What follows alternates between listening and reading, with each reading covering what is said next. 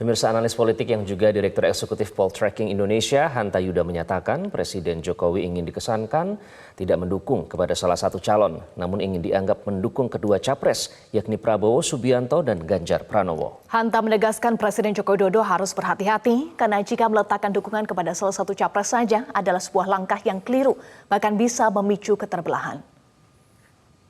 Dukungan itu sudah bulat kepada Ganjar Pranowo, di mana Ganjar sudah resmi dideklarasikan oleh PD Perjuangan, dan kita tahu Pak Jokowi sama dengan Mas Ganjar partainya, maka tidak ada lagi sinyal atau kode-kode politik pertemuan intensif antara Pak Jokowi dan Pak Prabowo. Itu artinya dukungan Pak Jokowi nampaknya sebagai aktor politik, sebagai tokoh politik, itu tidak tunggal kepada Mas Ganjar.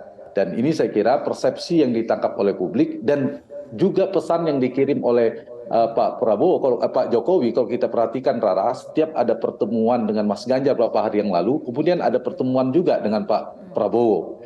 Kita ingat ketika menghadiri deklarasi PD Perjuangan satu hari sebelum Lebaran, kemudian besoknya bertemu dengan Pak Prabowo. Jadi setiap pertemuan-pertemuan itu selalu dirangkaikan beberapa hari kemudian, pertemuan dengan Ganjar, ada pertemuan Prabowo Subianto. Hal ini saya membaca mengesankan bahwa Pak Jokowi ingin dikesankan tidak mendukung kepada salah satu saja, tapi tetap mendukung kepada kedua tokoh ini.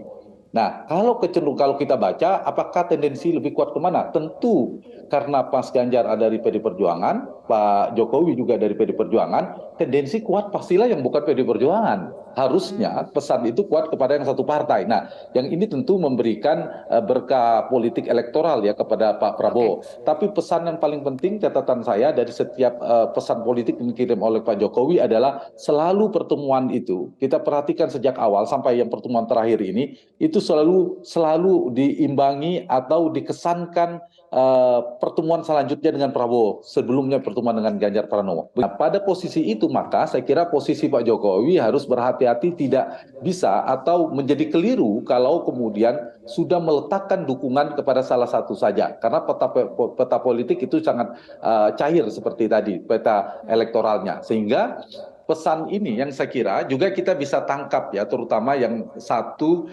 keterbelahan kesan dukungan itu apakah kepada Mas Ganjar sebagai rekan separtai yang sudah resmi didukung oleh partainya Pak Jokowi, atau kepada Pak Prabowo yang dianggap sebagai menteri yang loyal kepada Pak Jokowi, yang cukup dekat belakangan hubungannya, dan kesan ini akan terus didapatkan oleh publik terhadap hal ini. Kita bisa baca misalnya 3 lapis ya. Satu, kita lihat bagaimana pergerakan politik putra-putra Pak Jokowi.